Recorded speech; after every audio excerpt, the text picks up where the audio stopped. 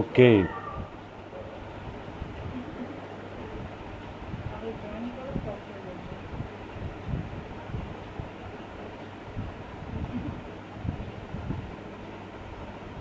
যখন আমার জয়েন হয় তখন তখন নিচ থেকে আসবে।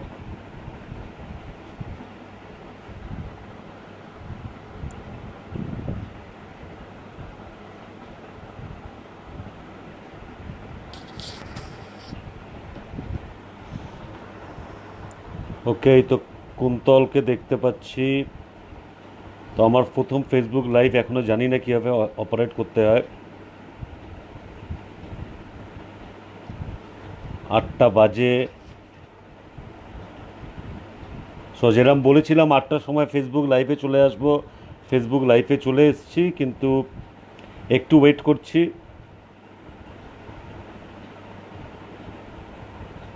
আরও আরও একজন দুজনকে দেখা যাচ্ছে। সুপর্ণাকে দেখা যাচ্ছে,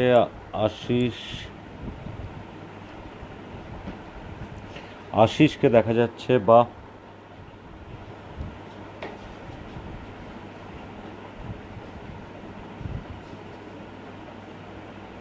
আমরা নিশ্চয়ই শুরু করব আরও 1-2 মিনিট পরে।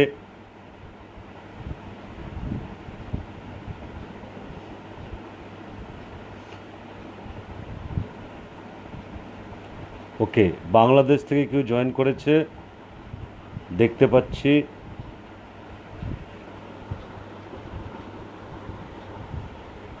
সুশোভন প্রথম কমেন্টস লিখেছে। সুশোভন ধন্যবাদ। দাড়িটা বলে রাখি, দাড়িটা হচ্ছে ওই লকডাউনের হারভেস্ট আর কি। কী করব কী করব তুই বারবার বলছিস নতুন লেখা শুরু করতে, তার থেকে বেটার ভাবলাম যে একবার অন্তত দাড়িটা রেখে দেখি লেখক লেখক দেখতে লাগছে কিনা।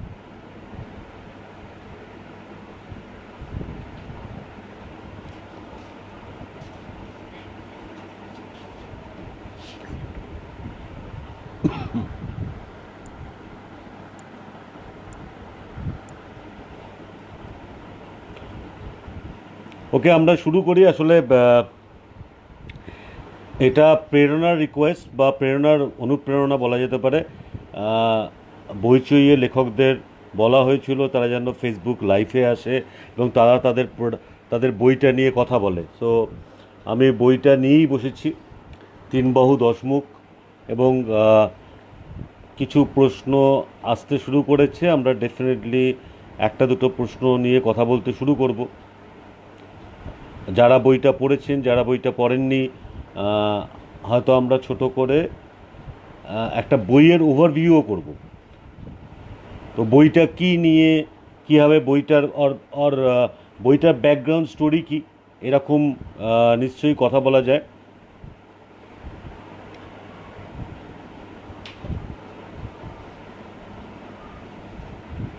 আচ্ছা, এটা পরের বইয়ের পিক করো।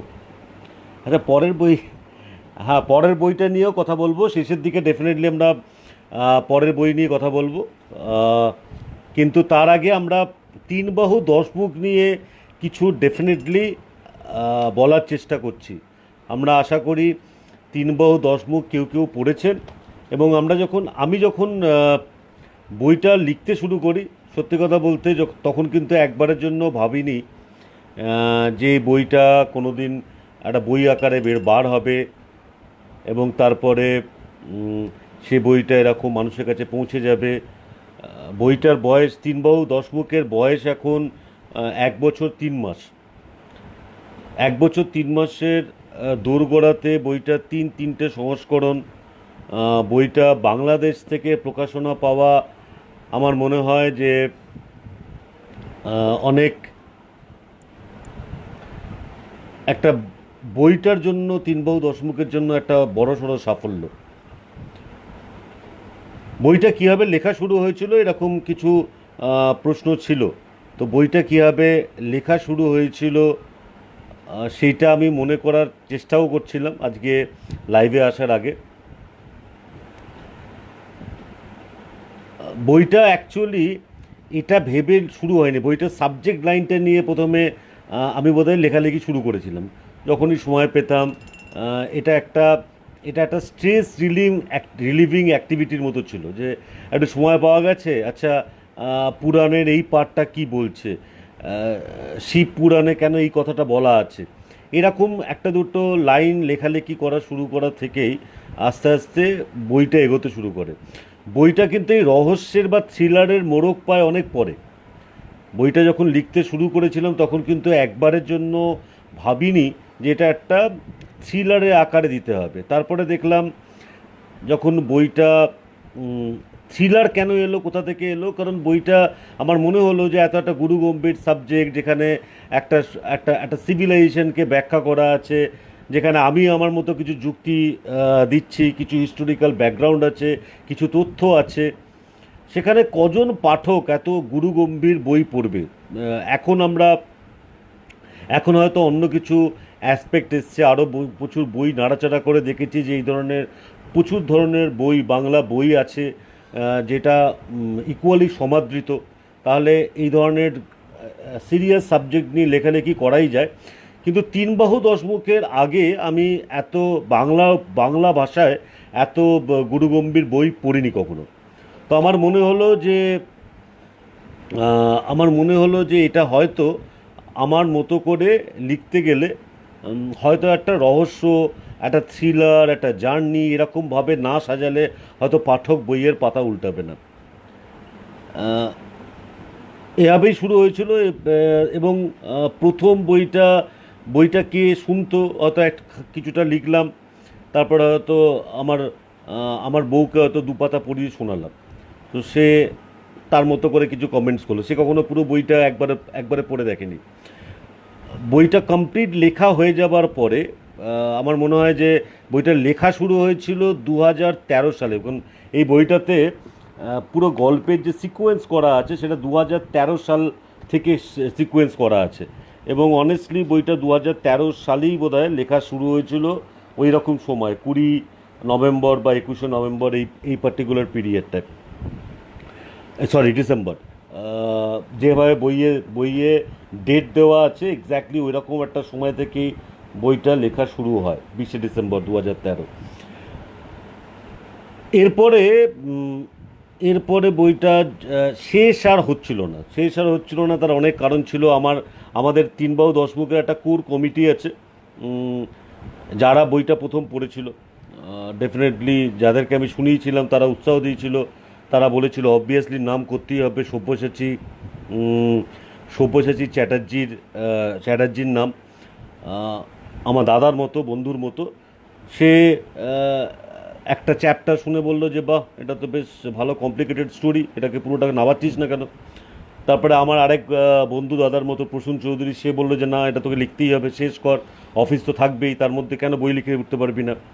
তো এরমভাবে বইটা শুরু হয়েছিল। আমার কোর কমিটিতে আমার একজন অফিস কলিগ ছিল, যার নাম প্রমিত কুমার ঘোষ।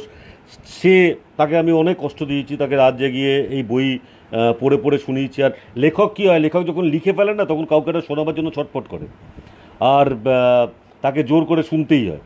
তো এরা আমার অত্যাচার সহ্য করেছিল।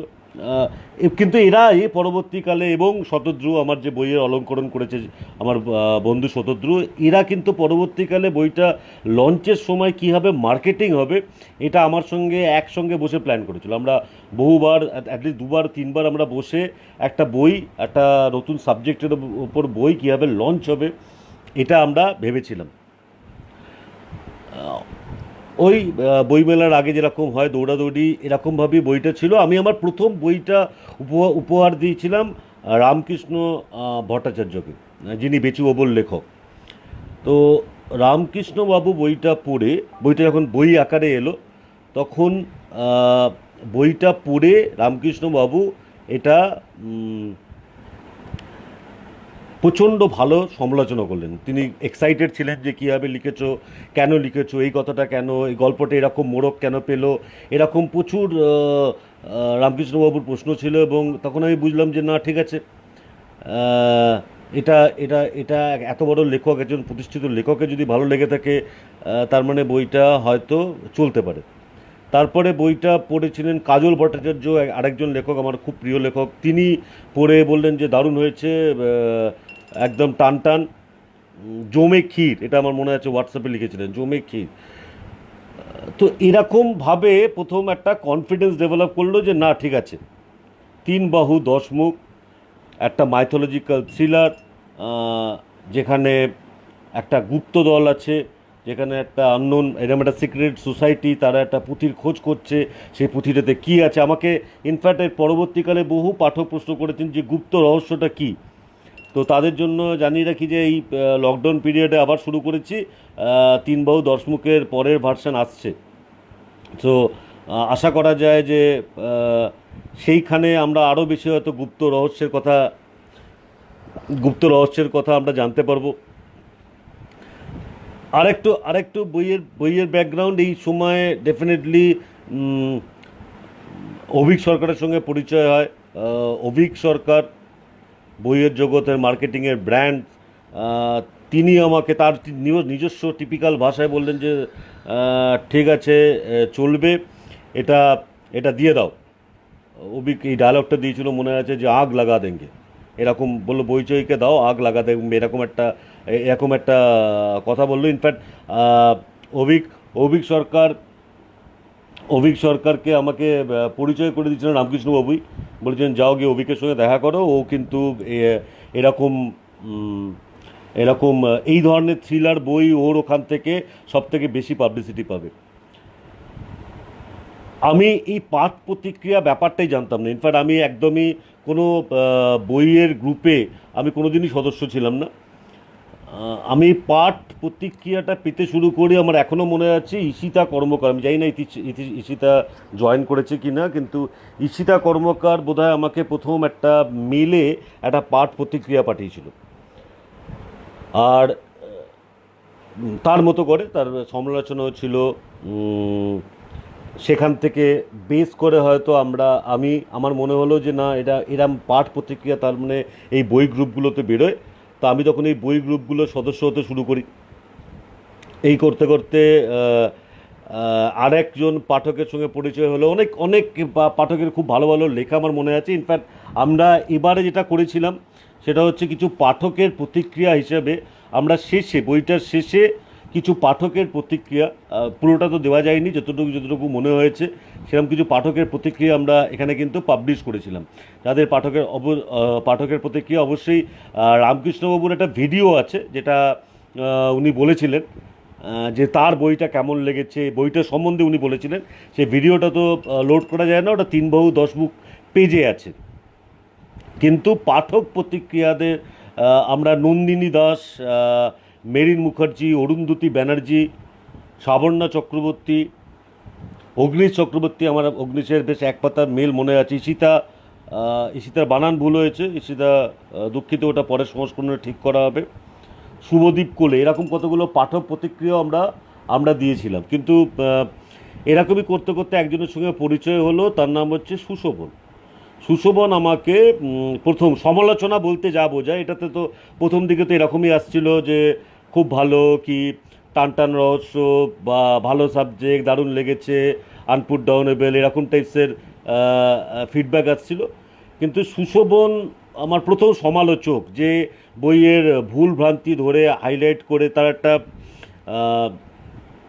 যেহেতু সে ইউটিউবে বইয়ের প্রচার করে, তার বুক টক যখন আসে তখন প্রচুর মানুষ সেটা দেখে। আমিও সেভাবেই দেখেছিলাম। তার হঠাৎ করে দেখি এরকম একটা তিন বাহু দশ মুখ হাতে তুলে সে তার বক্তব্য রাখছে, তখন মনে হলো যে, তারপরে সুশোভনের সঙ্গে আমার যোগাযোগ হয়। সুশোভনের জন্য এই বইটাতে একটা কারেকশন আছে, কারণ ও খুঁজে বার করেছিল যে পালি ভাষায়, ওর বক্তব্য ছিল, অ্যানালিসিস করে পাঠিয়েছিল আমাকে, যে পালি ভাষায় কিন্তু দশম এভাবে লেখা যায় না, যেভাবে আমরা বইটাতে দেখিয়েছিলাম। তো আমরা তারপরে ওটাকে চেঞ্জ করে দেবনাগরীতে দশম বলে এই বইতে আমরা পরের সংস্করণে কারেকশন করে নিয়েছি। সুশোভন ডেফিনেটলি এই বইটা পৌঁছে দেয় নাজিমদার কাছে। আই থিঙ্ক বাপি খানকে প্রথম দেওয়া হয়েছিল, এবং সেখান থেকেই বাংলাদেশে তিন বাহু দশ মুখ প্রথম পা রাখে। এবং তারপরে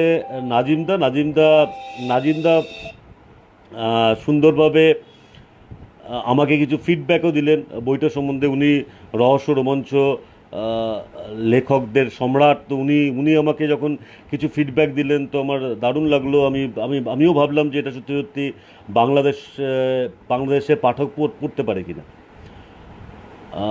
তারপরে বইটা বাংলাদেশে পাড়ি দেয় মেনলি সুশোভনের জন্য, এবং নাজিমদাকে ধন্যবাদ যে নাজিমদার হাত ধরে এটা বাংলাদেশের পাঠকের কাছে পৌঁছে গেছে। এবং সারপ্রাইজিংলি বাংলাদেশে তিন বাহু দশমুখের প্রচুর আলোচনা সমালোচনা আসতে শুরু করলো, এবং এইটা আমার একটা ডেফিনেটলি একটা বড় প্রাপ্তি যে এপার বাংলায় তিন বাহু দশমুখ চলছে, ওপার বাংলাতে গিয়েও রিচ করেছে।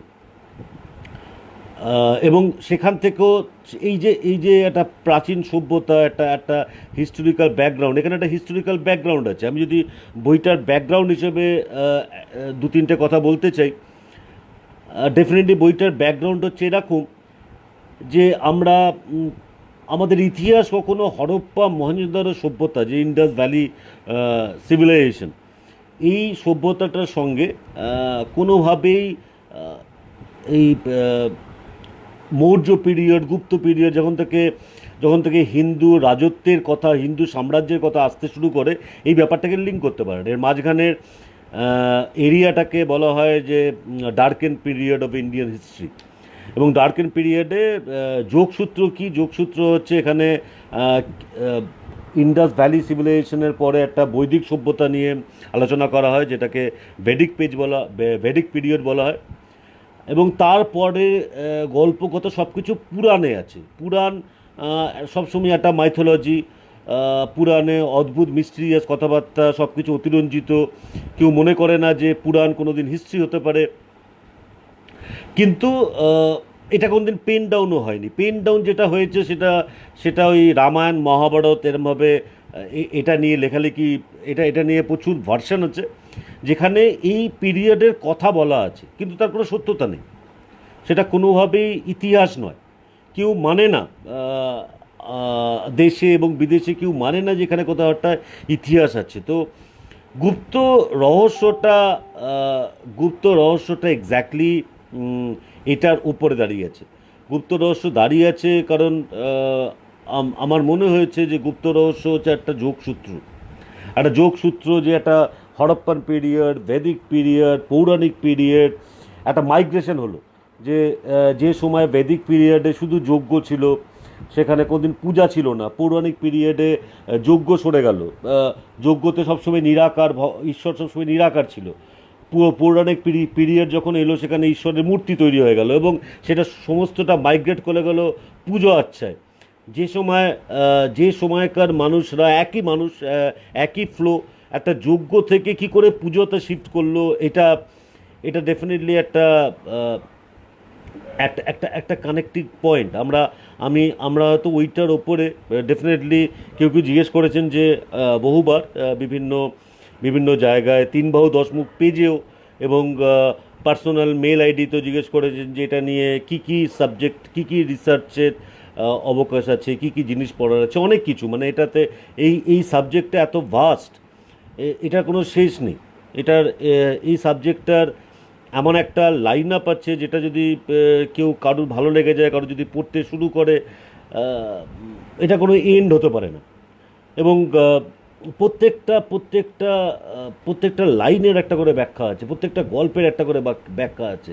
প্রত্যেকটা মানুষ যদি মনে করে যে গল্পটা লেখা হয়েছিল ওই পিরিয়ডে, সেই পিরিয়ডে এই গল্পটা একটা অদ্ভুত একটা লজিক্যাল ইনফারেন্স টানা যায়। এখানে কোনোটাই ইতিহাসের বাইরে নয়, সব কিছু ইতিহাসের মতো করে একটার সঙ্গে একটা যোগ করা।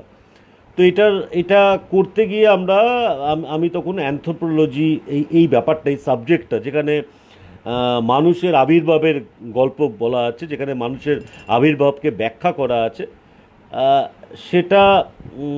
সেটা ব্যাখ্যা করা আছে এভাবে যে এটা কিন্তু এলিমেন্টারি তিনটে ট্রাইব দিয়েই মানুষ ফর্ম করে, এবং পুরো ব্যাখ্যাটা হচ্ছে আফ্রিকান কন্টিনেন্ট থেকে, আফ্রিকা মহাদেশ থেকে আদিম মানুষের সারা পৃথিবীতে ছড়িয়ে পড়ার কাহিনী। সারা পৃথিবীতে ছড়িয়ে পড়েছিল, কিন্তু যখনই অ্যানথ্রোপোলজিস্ট তার সার্চ করেছে, কিছু খুঁজে বার করেছে, সেখানে সব সময় দেখা গেছে যে সেখানে কিন্তু এরকম পাওয়া গেছে যে শুধু একমাত্র নেগ্রিটো শ্রেণীর মানুষ, মানে আফ্রিকান কন্টিনেন্টের যে মানুষ হয় সেই মানুষের কিন্তু শুধু প্রমাণ পাওয়া যায়নি। সেখানে আরেকটা ট্রাইব পাওয়া গেছে খুব স্ট্রংলি, যেটাকে ককেসের ট্রাইব বলা হয় বা ইউরোপিয়ান ট্রাইব যাদের বলা হয়। সেখানে একটা খুব প্রকট প্রভাব আছে একটা মঙ্গোলিয়ান ট্রাইব, যেটাকে এশিয়ান ট্রাইব বলা হয়। এবং এইটাকে ব্যাখ্যা করতে গিয়েই আমরা আমরা এই ব্রহ্মা বিষ্ণু মহেশ্বরের সঙ্গে এই এই ট্রাইবদের রিলেশন কীভাবে হতে পারে, কেন ভারতবর্ষ হচ্ছে একমাত্র পুরো ইন্ডিয়ান সাবকন্টিনেন্ট যদি আমরা ধরি, তো এটা একমাত্র সাবকন্টিনেন্ট পুরো ওয়ার্ল্ডের যে সাবকন্টিনেন্টে তিন ধরনের মানুষই পাওয়া যায়। সেটা ফর্সা দীর্ঘদেহী ইউরোপিয়ান ট্রাইব হোক বা আফ্রিকান ব্ল্যাক সাইডেড ডার্ক কমপ্লেক্সনের আফ্রিকান ট্রাইব হোক বা ওই typical white skin Mongolian tribe হোক। তো এটাতে একটা রিলেশন আছে। এই রিলেশনটা ডেফিনেটলি আমি এটা পরের বইটাতে এটার ওপরে আরেকটু হয়তো দেখা যাক আরেকটু কাজ আছে, কিন্তু এখানে এই বেসিক ব্যাপারটা বলা আছে তিন বাহু দশ মুখে, যে ব্রহ্মাকে কোনো ছবিতে আমরা ক্যালেন্ডার আর্টে সবথেকে বেশি ফ্যামিলিয়ার ত্রিদেবের সঙ্গে। ক্যালেন্ডার আর্ট মানে যেটা যেটা ভারতে গ্রামে তৈরি হতো, গ্রামে গঞ্জে পটে ছবি আঁকা হতো ঈশ্বরের ছবি। কারণ ওটা যেটা বললাম যে বৈদিক পিরিয়ড আর পৌরাণিক পিরিয়ডের মধ্যে একটা ডিফারেন্স হচ্ছে, বৈদিক যুগ আর পৌরাণিক যুগের ডিফারেন্সটা হচ্ছে বৈদিক যুগ কিন্তু সবসময় নিরাকার ঈশ্বরের ওপরে, শুধু যজ্ঞের ওপরে তাদের সমস্ত রিচুয়ালস ছিল। পৌরাণিক যুগ কিন্তু যেখানে মূর্তি পূজার আবির্ভাব হয় এবং যেখানে পুজো ব্যাপারটা আসে, পুজো প্রার্থনা ব্রত।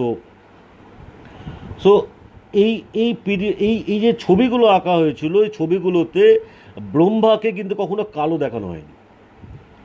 একটা প্রশ্ন যে ব্রহ্মার কোনো ছবি, কোনো সে মন্দিরে, প্রাচীন মন্দিরে হোক বা একটা যেরকম বললাম যে গ্রামের পটচিত্রে হোক, কোনো কোনো ক্যালেন্ডার আর্টে হোক, কেন ব্রহ্মা কালো নয়? হতেই তো পারতো যে ব্রহ্মার কোনো একটা জায়গায় একটা ছবি পাওয়া গেল যেটা ব্ল্যাক কমপ্লেক্সনের ওপরে বা একটা সবুজ কমপ্লেক্সনের ওপরে বা একটা নীল কমপ্লেক্সনের ওপরে, এরকম কোনো ছবি পাওয়া যায়নি। ব্রহ্মা প্রাইমারিলি লাল, কোনো কোনো জায়গায় ইয়েলো, এরকম একটা ব্রহ্মার ছবি পাওয়া যায়। তো এইটা একটা ব্যাখ্যাটা হচ্ছে কারণ এখানে এখানে অনেক রকম যুক্তি আছে এবং সেই যুক্তিটাকেই তিন বাহু দশ মুখ কিন্তু এস্টাবলিশ করেছে। একটা প্রশ্ন এসছে, কিছু কিছু প্রশ্ন আসছে, আমি সরি কিছু প্রশ্ন মিস করে গেছি, বাট আমি যদি কিছু প্রশ্ন দেখি, এটা একটা ভালো পিরিয়ড।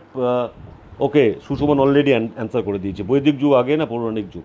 অবভিয়াসলি বৈদিক যুগ আগে, কারণ বেদ আগে শুনে শুনে লেখা হতো অ্যান্ড বেদ শ্রুতি ছিল, বেদ কোনোদিন লেখা হয়নি। তারপরে যখন বেদ লেখা হতে শুরু করে সেটা হয়তো অনেক পরবর্তী পিরিয়ডে লেখা হয়েছিল, কিন্তু বৈদিক আচার আচরণ এই গল্পটা এটা ঠিক হরপ্পান বা ইন্দাস ভ্যালি সিভিলাইজেশন পতন যখন হয়ে যায়, যখন ভেঙে পড়ে, তখন এই এই এই রিচুয়ালসগুলো স্টার্ট হয় এই এই ভারত ভূমিতে। এবং এবং এটা এটা এটা বইটাতে প্রথমেই কিন্তু একটা অ্যাজাম্পশন আছে। আই থিঙ্ক আপনারা যারা অন্যভাবে হিস্টোরিক্যাল বই পড়েছেন, যেখানে আমাদের ব্রিটিশ গভর্নমেন্ট যখন এস্টাবলিশ করে দিয়েছিল যে না, ভারতবর্ষ একটা নেটিভদের দেশ ছিল, যেখানে কিছু অসভ্য উপজাতি, কিছু আদিবাসীরা বসবাস করতো এবং এখানে হঠাৎ করে ঘোড়া চালিয়ে একদল লোক এসেছিল যাদের নাম ছিল আর্য, যারা এসেছিল এশিয়া মাইনর অঞ্চল থেকে, এবং তারা এসে একটা সভ্যতা এস্টাবলিশ করে। এবং সত্যি সত্যি রাখাল দাস বন্দ্যোপাধ্যায় মহেঞ্জোদারো খুঁজে বার করার আগে অবধি, মানে 100 বছরের পুরনো গল্প, তার আগে অবধি কিন্তু এটা এস্টাবলিশ করে দেওয়া হয়েছিল যে না, আর্যরাই ভারতে এসেছিল এবং তারাই সভ্যতা নিয়ে এসেছিল। এবং এইটা ব্রিটিশ গভর্নমেন্টের কাছে ওই সময় সবথেকে বড় প্রবলেম কি দাঁড়িয়েছিল, কী করে তারা এক্সপ্লেন করবে যে হোয়াট ইজ দিস, কী করে এত বড় একটা সিভিলাইজেশন মাটির তলায় লুকিয়েছিল, যেটা যেটা 5,500 বছরের পুরনো একটা সিভিলাইজেশন। যা পাওয়া যাচ্ছে, একটা ইট পাওয়া যাচ্ছে, একটা মাটির ঘোড়া পাওয়া যাচ্ছে, যেটা 5,500 বছরের পুরনো, এবং তারা এটাকে রিলেটই করতে পারেনি। বেদিক যুগ, বেদিক যুগের গল্পটা হচ্ছে যে যখন হরপ্পা সিভিলাইজেশন ভেঙে যায়, পড়ে যায়, ধ্বংস হয়ে যায়, এবং সেটা সবথেকে বড় হিস্টোরিক্যাল মিস্ট্রি। আপনি চাইলে যেখানে ইচ্ছে যে কোনো বই রেফার করতে পারেন, যে এটার কোনো অ্যান্সার নেই যে কীভাবে সিন্ধু সভ্যতা ওভারনাইট ডুবে গেছিল, বা সিন্ধু সভ্যতার কেন কোনো কীভাবে ধ্বংস হয়েছিল, এত বড় একটা সভ্যতা এতটা জায়গা জুড়ে কী করে ধ্বংস হয়েছিল। প্রচুর ব্যাখ্যা আছে। আমি রিসেন্টলি রজতদার বই পড়ছি, এবং সেখানে সিন্ধু সভ্যতার অসাধারণ, ওটা একটা গবেষণা। রজতদার 3টে বই আছে, আমি 3টেই জোগাড় করেছিলাম। রজতদা একটাতেই সই করে দিয়েছেন, বাকি দুটো পরে লকডাউনের পরে সই করিয়ে নিতে হবে, কারণ আমি 3টে বই উল্টে পাল্টে এখন দেখছি যে এখানে সত্যি সত্যি একটা বড় রিসার্চ ওয়ার্ক ইন্ডাস ভ্যালি সিভিলাইজেশনের ওপরে, এবং সেখানে ইন্ডাস ভ্যালির সিন্ধু সভ্যতার যে হরফ সেটাও উনি ডিকোড করা শুরু করেছেন। এটা একটা বড় বড় রিলেশন। মানে আমি হয়তো এখানে একটা কোয়েশ্চেন এসেছিল যে 3 বাহু 10 মুখের কি সিকুয়েল আসছে। আমি আমি আমি মনে করছি সিকুয়েল আসছে, কারণ এটা তো একটা সিরিজ হিসেবে প্ল্যান ছিল না, কিন্তু এখন এটা প্ল্যান করতে হচ্ছে। আমরা আমরা আমি যাই আমরা এর পরবর্তীকালে আমরা যাই ওপেন আপ করতে চাই না কেন, সেটাই সিরিজেই ওপেন আপ করতে হবে। এবং এবং না নাও ওকে, এখানে কেউ লিখেছে যে না, মানে আচ্ছা আমি এটা বুঝলাম না। তো সিরিজে ওপেন আপ করতে হবে না সুশোভন, এটা এটা এটা প্রশ্ন তো। তো যা বলছিলাম, আবার আবার ফিরে যাই। যদি যদি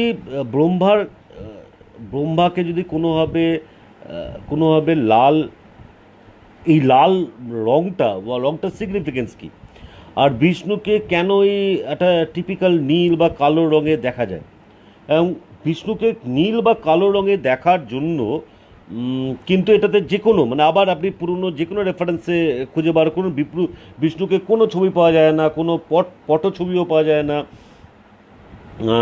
যে বিষ্ণুর রং কিন্তু কোনো একটা ছবি পাওয়া যায়নি যেখানে বিষ্ণুকে সাদা হিসেবে দেখানো হয়েছে, বা বিষ্ণুকে দেখানো হয়েছে একটা কমপ্লিটলি একটা ইয়েলো রঙের দেবতা হিসেবে, এরকমভাবে কোনো দিন দেখানো হয়নি। সো এখানে কোনো একটা লজিক আছে, এই লজিকটা অনেক, এর রুটটা অনেক নিচে, এর শিকড় অনেক অনেক ভিতরে। এবং ডেফিনেটলি শিব সব থেকে মিস্টেরিয়াস ক্যারেক্টার। আশা করি শিবকে ডিকোড করা সবথেকে বড় চ্যালেঞ্জ, কারণ শিব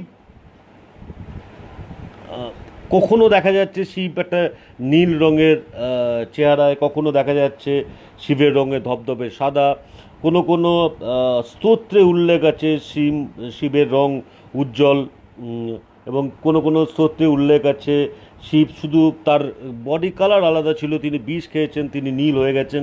তো এখানে অনেক রকমের ভার্সন আছে, কিন্তু শিব যে যে মহাদেব, তার যে অ্যাপিয়ারেন্স, তার যে কোনো ছবি কিন্তু দেখাচ্ছে যে তিনি কোনোভাবেই একটা সিভিলাইজ সোসাইটির সঙ্গে যুক্ত ছিলেন।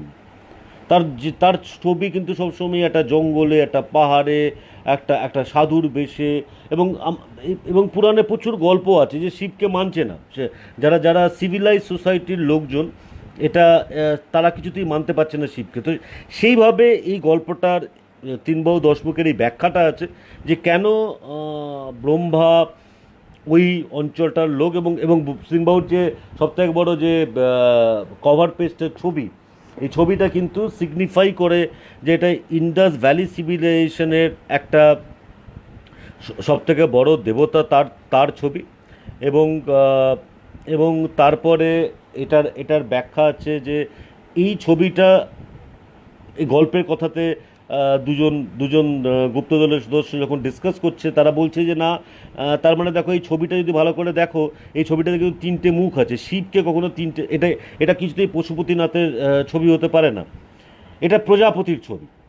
এই যে প্রজাপতি আর পশুপতি, এই যে ডিফারেন্সটা, এইটাই বইটাতে একটা একটা সূত্র দেওয়া আছে যে কেন এরকমভাবে সিন্ধু সভ্যতাকে বলা হচ্ছে যারা একটা একটা প্রজাপতি।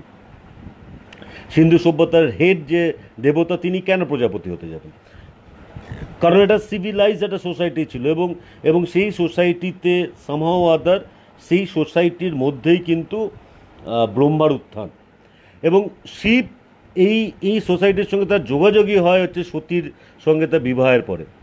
সতী এই সভ্যতার মেয়ে ছিলেন, এবং দেখা গেল যে শিব তাকে বিয়ে করলেন, এবং সেটা কিছুতেই বিয়েটাকে মেনে নেওয়া হলো না। এই যে এখানে একটা একটা লাইন আছে, যদি আপনারা খেয়াল করে থাকেন যারা বইটা পড়েছেন, যে অসবর্ণ বিবাহ, এটা একটা খুব চলতি কথা আমাদের আমাদের সোসাইটিতে। কিন্তু অসবর্ণ বিবাহ কথাটার মধ্যে একটা বর্ণ আছে। বর্ণ মানে কি? বর্ণ মানে রং, কালার। এবং কালারটা হচ্ছে তখনকার দিনের ট্রাইব, মানে এই যেটা 5,000 বছর 7,000 বছর পেছনের একটা ট্রাইব যেখানে সভ্যতা ফর্ম করছে, সেখানে কিন্তু তার কোনো পরিচয় নেই এক্সেপ্ট তার বডি কালার। যে ওরা ওরা কালো সম্প্রদায়ের লোক, ওদের গায়ের রং সাদা, এদের এরা এরা সিভিলাইজ সভ্যতা, এদের গায়ের রং লাল।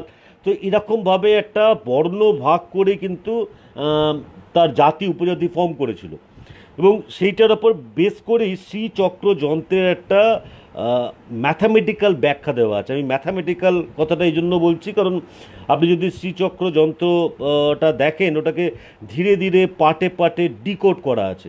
যে ঠিক ঠিক আছে, আমরা মেনে নিলাম, আমরা বইটা বলছে যে আমার 3টে সভ্যতা আছে। একটা ইন্ডাস ভ্যালি, ওইখানে একটা ব্রহ্মার সভ্যতা, একটা দক্ষিণ ভারতে একটা বিষ্ণুর সভ্যতা, একটা পূর্ব বা উত্তর পূর্ব ভারতে গ্যাঞ্জেস, গঙ্গা আর ব্রহ্মপুত্রের বেটাতে একটা একটা শিবের সভ্যতা, এবং বা শিবের জনজাতির আবির্ভাব। সভ্যতা বলা যাবে না, কারণ শিবকে কখনোই সভ্য হিসেবে বা সিভিলাইজড একটা জনগোষ্ঠী হিসেবে দেখানো হয়নি।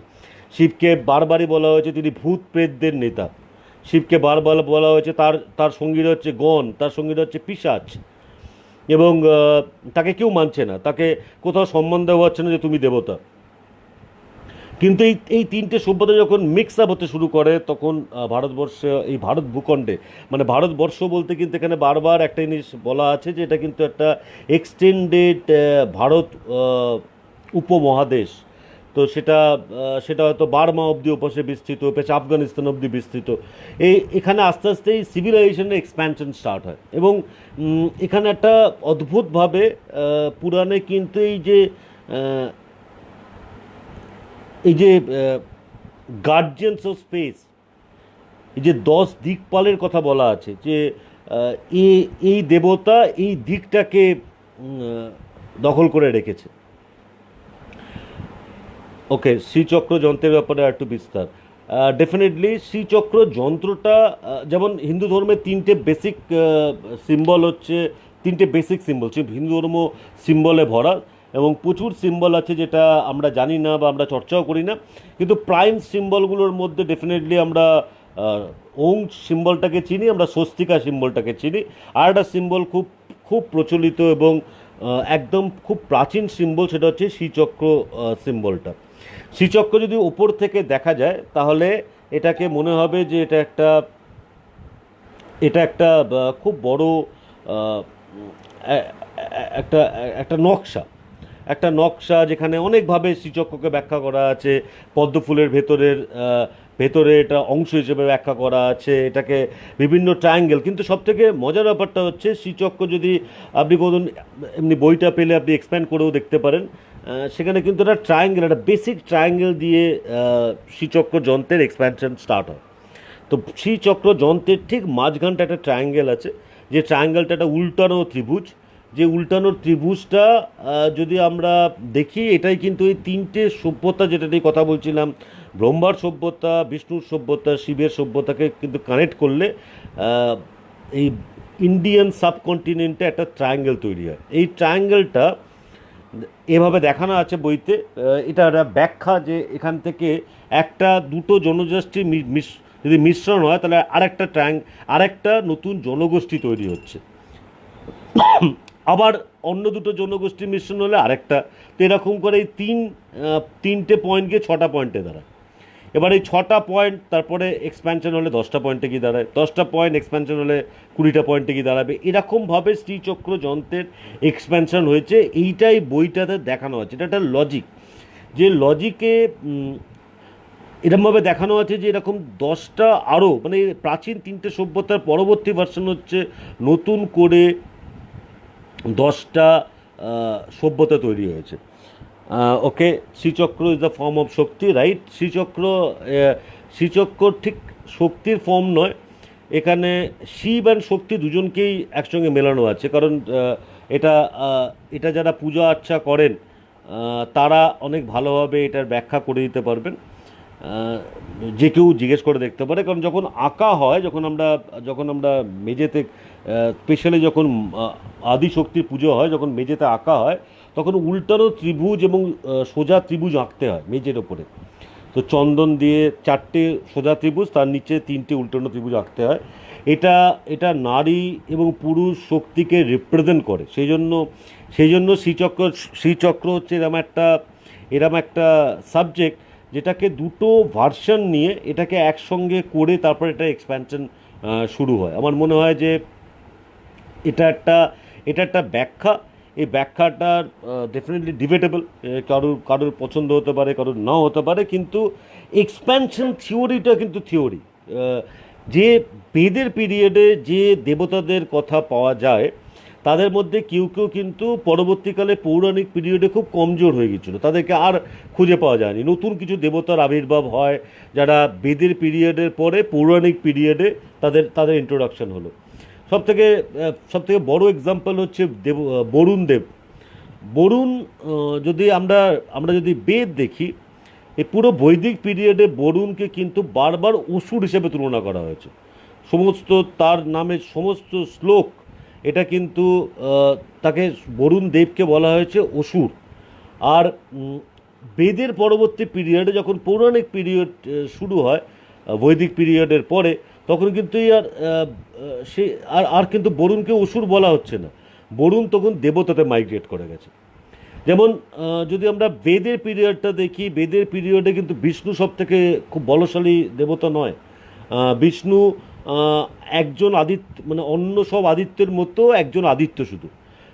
বেদিক পিরিয়ডে ইন্দ্র অনেক বড় দেবতা, ইন্দ্রের নামে সব থেকে বেশি শ্লোক উৎসর্গ করা আছে। কিন্তু পৌরাণিক পিরিয়ড যখন এস্টাবলিশ হলো, তখন কিন্তু দেখা গেল যে না, ইন্দ্রের ক্ষমতা হ্রাস হয়ে গেল এবং বিষ্ণুর উত্থান হলো। এটা একদম সিমিলার। আমরা যদি হিস্ট্রি, ইতিহাস বইয়ের পাতা উল্টাই, একটা সাম্রাজ্যের পতন হচ্ছে আর একটা সাম্রাজ্যের উত্থান ঘটছে, এই গল্পটাই এই পার্টিকুলার পিরিয়ডে লেখা হয়েছিল বা উল্লেখ করা হয়েছিল। এইটা ডিকোডিং করা, এটাকে কীভাবে ডিকোড করা যায়, সেইটা আমরা হয়তো সামহাও আদার খুঁজে দেখছি, বারবার দেখছি। এবং আমরা দেখছি যে ওকে, তাহলে হয়তো আমরা এরকমভাবে রিলেট করতে পারি যে কে ছিল, কেন ইন্দ্র সরে গেল, ইন্দ্রকে বারবার কীভাবে অসুররা হারিয়ে দিচ্ছে, কেন স্বর্গ দখল হয়ে যাচ্ছে, তারপরে আবার যুদ্ধ হচ্ছে, কে যুদ্ধ করছে, তাকে দেবী এসে সাহায্য করছে। দেবী কোথাকার লোক? Devi definitely somehow other related with Shiva. তো এরকমভাবে এটাকে ব্যাখ্যা করা আছে। এটাতে আরও একটা 3 বউ 10 মুখে আরেকটা বড় ব্যাখ্যা হচ্ছে যে এদেরকে বলা কি হতো, কেন আমাদের 4টে বর্ণ ক্রিয়েট হয়, এবং কে ব্রাহ্মণ, মানে ব্রহ্মার দল যে ব্রাহ্মণ, সেটাকে ব্যাখ্যা করার চেষ্টা করা হয়েছে। যে ব্রহ্মা যেভাবে তার রিচুয়ালস, তার পড়াশুনো, তার বিদ্যাচর্চা, তার সাবজেক্ট, সে বিয়ে হাতে নিয়ে ঘোরে, তার সঙ্গে কোথাও কোনোভাবে কোনো যুদ্ধের কোনো সম্পর্কই নেই। তো ব্রহ্মাই হচ্ছে একটা ব্রাহ্মণ, এই জনগোষ্ঠী, এই ব্যাপারটাকে তিনি ডেভেলপ করেছেন, তিনি শিখিয়েছেন, তিনি বেদ তৈরি করেছেন। তার তার তার ফলোয়াররা, তার ইনিশিয়াল ফলোয়াররা কীভাবে দেখানো আছে দেখবেন। যদি আমরা উপনিষদ ঘাঁটি, তাহলেও আমরা এটা দেখতে পাই যে তার ফলোয়ারদের কীভাবে দেখানো আছে। ব্রহ্মার ফলোয়ারদের রিচুয়ালস, সমস্ত রিচুয়ালস কিন্তু ব্রাহ্মণত্বের সঙ্গে মিল। তারা শুধুই পুজো আচ্ছা নিয়ে থাকে, তারা তারা খুব সিম্পল লাইফ লিড করে। এবং এবং এরপরে যদি আমরা বিষ্ণুতে আসি, দেখবেন এটা অপভ্রংশ করা আছে যে এরকম বিষ্ণু থেকে বৈষ্ণব থেকে বৈশ্য, এরকমভাবে দেখানো আছে যে বিষ্ণু তার রূপটাই হচ্ছে এরকম যে তিনি অলঙ্কারে সজ্জিত, তার তার তার গায়ে রঙিন কাপড়, রং বেরঙের কাপড়, রেশমের পোশাক।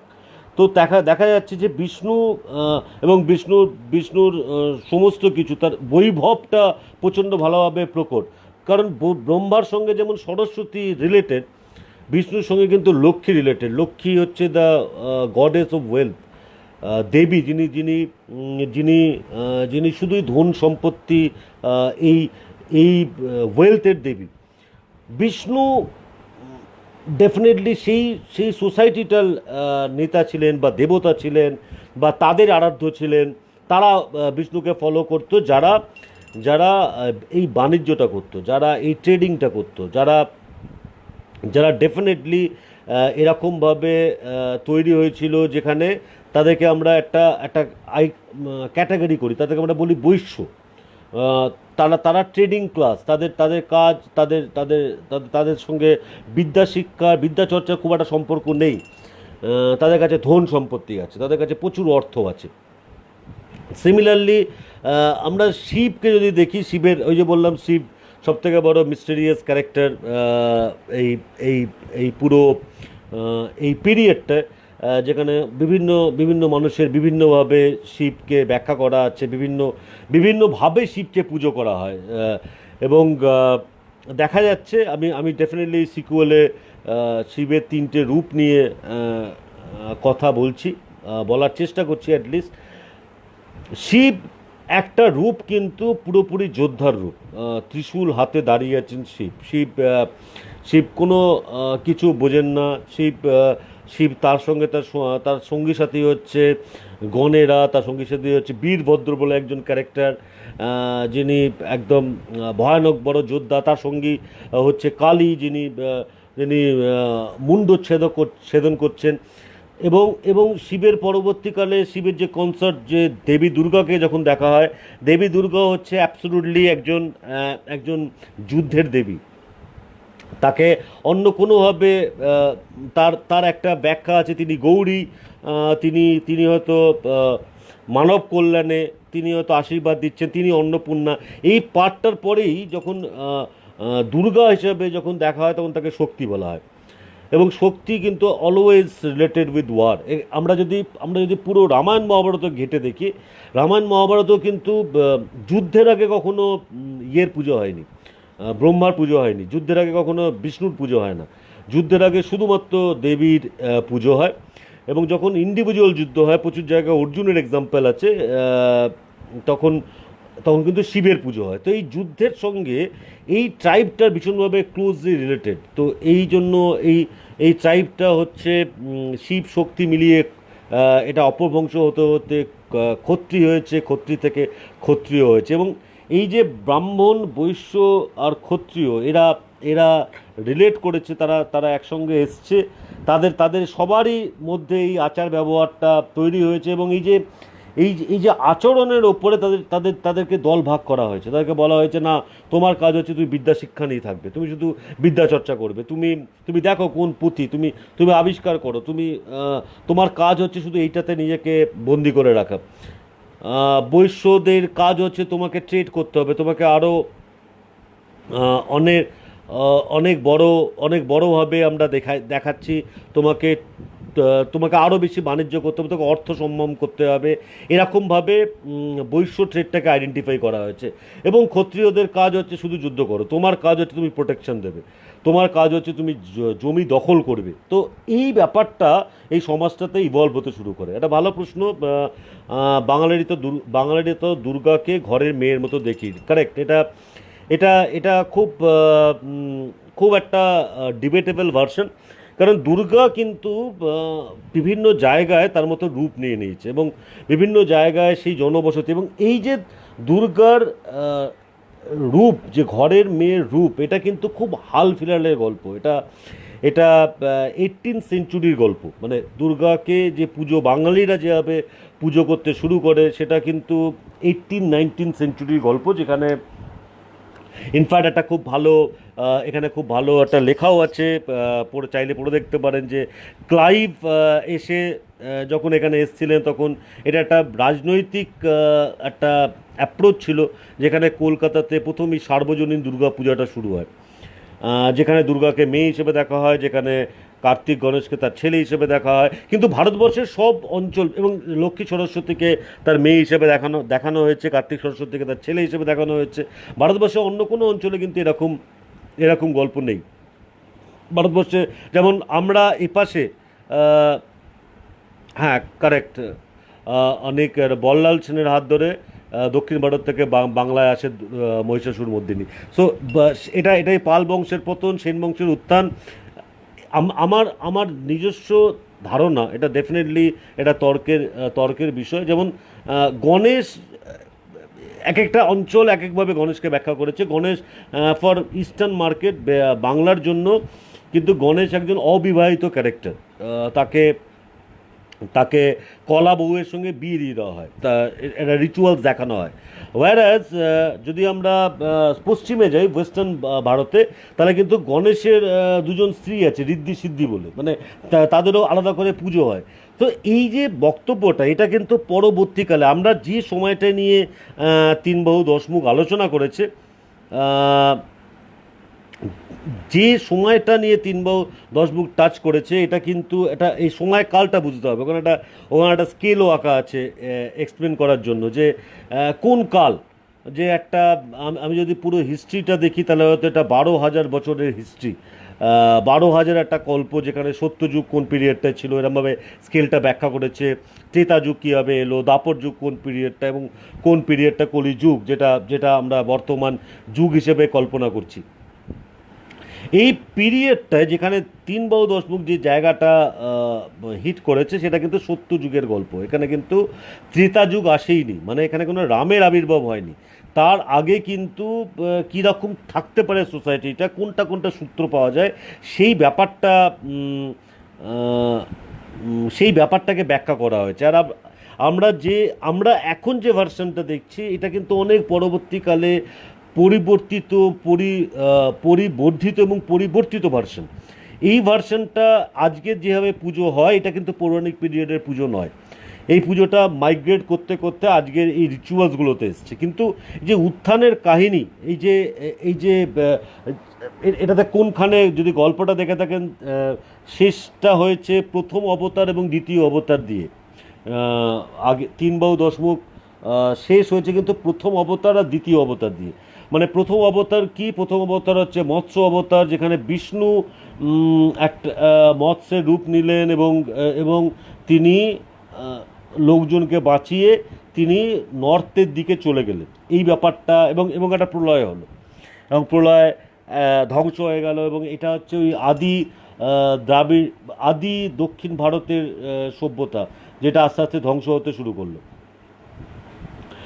এই এরকম একটা ব্যাখ্যা করা আছে এখানে। এবং এখানে এটাও বলা আছে যে এরপরের ভার্সনটা ডেফিনেটলি কীরকম ভার্সন। এরপরে পূর্ব অবতারের গল্পটা এসছে। পূর্ব অবতার মানে একটা সমুদ্র মন্থন হচ্ছে। এটা একটা রূপক গল্প, অবভিয়াসলি, যে সমুদ্রকে একটা পাহাড় দিয়ে লোকজন এসে মন্থন করছে, এরকম তো হতে পারে না। তাহলে তাহলে এই গল্পটা কি বলছে? এই গল্পটাতে বিষ্ণুর যে অবতার, সে কিন্তু কুর্ম নয়, সে কিন্তু মোহিনী, একটা নারী অবতার। সে তার দলবলকে নিয়ে এসে ওই দাক্ষিণাত্যে, ওই যে পেনিনসুলার আছে ইন্ডিয়ার, যেখান থেকে বিষ্ণু তার দলবল নিয়ে চলে গেছিলেন, সেখানে এসে সে উদ্ধার করে নিয়ে যাচ্ছে তার পুরনো সম্পত্তি। মানে ব্যাপারটা এখানে একটা রিচুয়ালস আছে, এই রিচুয়ালসটার উপরে এটা ব্যাখ্যা করা আছে। ডেফিনেটলি এর পরের হিস্টোরিক্যাল কাউন্টডাউন হচ্ছে বড় অবতার, নৃসিংহ অবতার, বামন অবতার, এইভাবে আসছে। আই থিঙ্ক এরকমভাবে গল্পটা এগিয়েছে। গল্পটাতে আমি আবার ধন্যবাদ জানাতে চাই যে পাঠকরা ভালোবাসায় ভরিয়ে দিয়েছেন, যে এই এই গল্পটা একটা রহস্য ছিল, একটা থ্রিলার ছিল, যেখানে একটা গুপ্ত দলের আবির্ভাব করা আছে, একজন গুপ্ত দলের নেতা বাবা ঠাকুরকে দেখানো আছে, গুপ্ত দলের নিজেদের মধ্যে একটা একটা ইয়ে আছে, একজন বিশ্বাসঘাতককে খুঁজে পাওয়া গেছে, যে যে এই গুপ্ত ব্যাপারটা, এই গুপ্ত রহস্য সে যদি ফাঁস করে দেয়, সে কোন জিনিসটা ফাঁস করতে চাইছে, এরকমভাবে বক্তব্য রাখা আছে। এইটাও আমার মনে হয় যে এটাও অনেকে বলেছেন যেটা খুব টান টান হয়েছে, এর জন্য আমরা হয়তো মাঝে মাঝে হয়তো তথ্যটা পড়েছি, কারণ কারণ দু দু দু সেট অফ পাঠক এই ফিডব্যাক দিয়েছেন। একজনের বলেছেন যে তাদের ভাল লেগেছে, তাদের ভাল লেগেছে রহস্য থ্রিলার ব্যাপারটা, আরেক দল বলেছে না এই সাবজেক্টটা নিয়ে তারা আলোচনা করতেছে। আমি ওই জন্যই লাইভে এসে একবার ওই সাবজেক্টটাকে একবার এক্সপ্লেন করার চেষ্টা করলাম যে সাবজেক্টটা কি, কোন কোন ব্যাপারটাকে রহস্যের মোড়কে রাখা হয়েছে, কোন হিন্দু সোসাইটি, হিন্দু ধর্ম, কেন ওটা সনাতন ধর্ম ছিল, মূর্তি পুজো, এই যে মাইগ্রেশনটা কি করে হয়ে গেল, তো এরকম কিছু কিছু জিনিস টাচ করা আছে। ডেফিনেটলি আমি অনেকের ফিডব্যাক নিচ্ছি, যাদের সঙ্গে কথা হয় বা ডিসকাশন হয়, সেখান থেকে এটা এটা খুঁজে বার করার চেষ্টা করা হচ্ছে যে কিভাবে এটাকে রিলেট করা যায়, এর পরবর্তী গল্পটাকে কি ভালো লাগবে। থেকেও বড় কথা হচ্ছে যেটা বলতে চাই সেটা কোনো কোনো জায়গায় ডিবেটেবল, আমি যেটা আবার আবার আবার বলা হয়েছে। আচ্ছা, সরি, আবার এই প্রশ্নটা আমি উত্তর দিতে ভুলে গেছি। রেফারেন্স হিসেবে কি কি পড়তে শুরু করেছিলেন? রেফারেন্স হিসেবে অনেক কিছু পড়া হয়েছে, মানে এটা কোনো স্পেসিফিক স্পেসিফিক কোনো বই নয়। মানে আমি যদি হাত বাড়াই, যেমন হিন্দু মাইথোলজি, এটাও কিন্তু একটা রেফারেন্স বুক ইয়ের জন্য, আমার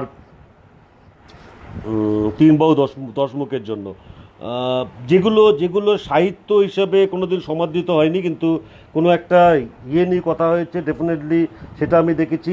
আমি একটা বই রমেশচন্দ্র দত্তের হিন্দু শাস্ত্র, এটাও এই বইটাও আমি দেখেছি, এটাও একটা বড় রেফারেন্স পয়েন্ট। দেখবেন যে ওয়েন্ডি ডুগিনিয়ারের হিন্দু বলে একটা বই আছে, এটাও একটা একটা reference point. So reference point কিন্তু কোনো একটা বিশেষ বই নয়, এখানে এখানে বেদ রেফারেন্স পয়েন্ট, এখানে পুরাণ রেফারেন্স পয়েন্ট, এখানে কিছু কিছু জায়গায় মানে একটা এটা কীরকম ব্যাপার, আমি একটা মতামত প্রকাশ করতে গেলে হতে পারে এত এত 7,000 বছরের পুরনো গল্প, আমরা কিন্তু এই এই টাইম ফ্রেমটা ভুলে গেলে চলবে না। 2000 বছরে তো যীশুখ্রিস্টর পরবর্তীকালের পিরিয়ড, 2020 মানে আমরা যীশুখ্রিস্টর পরবর্তী 2000 বছর আমরা পার করে দিয়েছি। আর হরপ্পা মহেঞ্জোদারো 3,500 BC, তার মানে তার আগে 3,500 যোগ করলে 5,500 বছরে এমনি হিসাব পাওয়া যাচ্ছে। মেহরগড়ের সভ্যতা, যেটা আদি কৃষি সভ্যতা, সেটা কিন্তু 5,000 BC।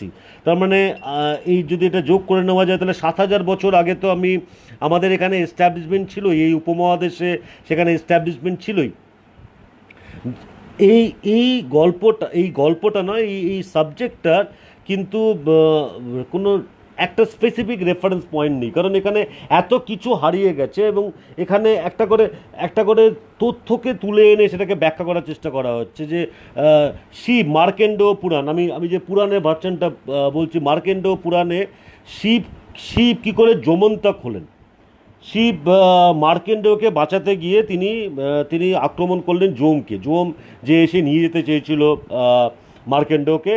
তার তার মৃত্যু লেখা ছিল, অল্প বয়সে তার মৃত্যু হবে, তাই যম তাকে নিতে এসেছিল। তো মার্কেন্ডেয় শিবের পুজো করতে শুরু করে এবং শিব শিবলিঙ্গ থেকে আবির্ভূত হলেন এবং তিনি যমকে হারিয়ে দিলেন।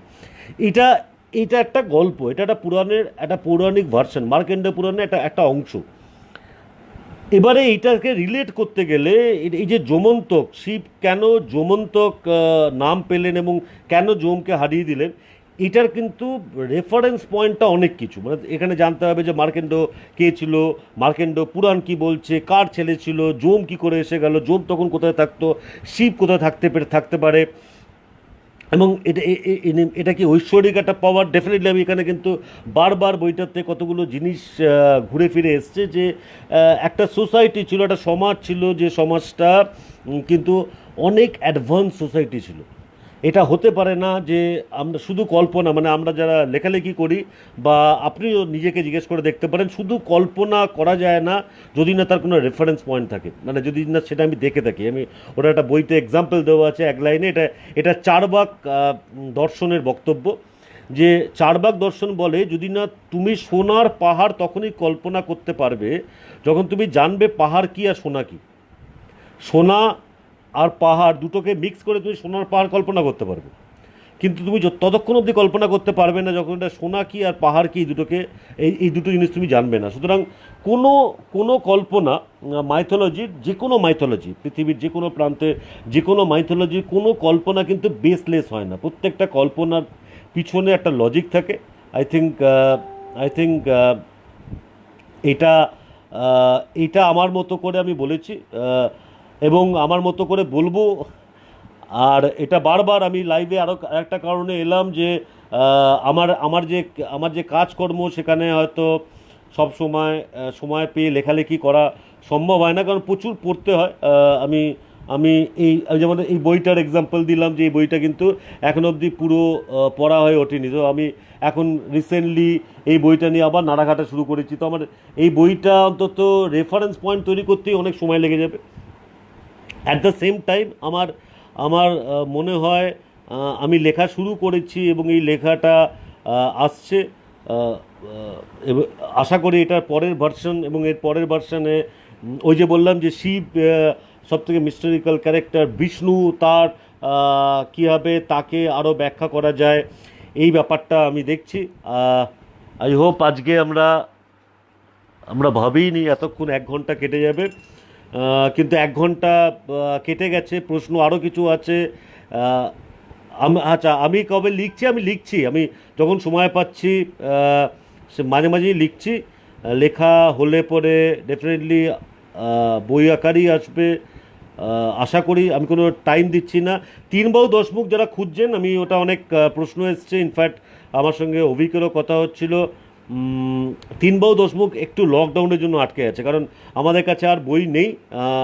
আমরা ভাবিনি এত তাড়াতাড়ি এটা নিঃশেষিত হবে। এটা আপনাদের ভালোবাসা, আপনারা পড়েছেন, আপনারা পড়ে বলেছেন। কারণ পাঠক আর ক্রেতা, মানে বই ব্যাপারটা সবথেকে বড় মজাটা হচ্ছে যে ক্রেতা একজন হয়, পাঠক কিন্তু 4জন হয়। মানে আমারও যে কোনো বই, আমি হয়তো ক্রেতা কিন্তু পাঠক দেখা যায় 4জন হয়েছে। সো হোপফুলি আমরা এই বইটা তৃতীয় সংস্করণটা লকডাউনের পরে পরে আমরা আনতে পারবো। দেখা যাক, সবাই বাড়িতে থাকুন, ভালো থাকুন, কারণ এটা একটা টেস্টিং টাইম। আমরা নিজেরা কোনো দিন ওয়ার্ল্ড ওয়ার দেখিনি, আমরা ওয়ার্ল্ড ওয়ারের ওপরে বিশ্বযুদ্ধের ওপরে বই পড়েছি শুধু, কিন্তু এটা আমরা অ্যাকচুয়ালি এটা ওয়ার্ল্ড ওয়ার দেখছিও। এবং এখানে নিজের পেশেন্স রাখা, ধৈর্য রাখা,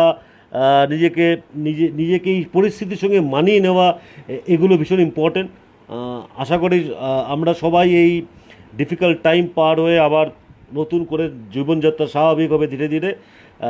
এবং লকডাউন খুললে ডেফিনেটলি 3 বাহুর পরের সংস্করণ আমরা আপনাদের হাতে পৌঁছে দিতে পারবো। আর পরের বইও তো 3 বাহুর পরের ভার্সন ডেফিনেটলি আমি রাখবো। আমি জানি, আমি থ্যাঙ্কস যারা এই কমেন্টসগুলো করছেন যে দারুণ লেখা, বা আমার সবথেকে প্রিয় 10টি বই এর মধ্যে একটি, এরকম যে কমেন্টসগুলো, সেগুলো সত্যি খুব ইন্সপায়ারিং। আর এটা একজন লেখককে নতুন করে পেন ধরতে সাহায্য করে, যে ঠিক আছে আবার কিছু লেখা যায়। আজকে আসি, সবাই ভালো থাকবেন। 1 ঘন্টা পার করেছি, 1 ঘন্টা ধরে আমরা গল্প করেছি। যারা আপনারা ছিলেন, যারা শুনেছেন, যারা লিখলেন, তাদের প্রত্যেককে ধন্যবাদ। আমরা পরে ডেফিনেটলি আবার আসবো। আজকের জন্য অনেক অনেক ধন্যবাদ। বাই।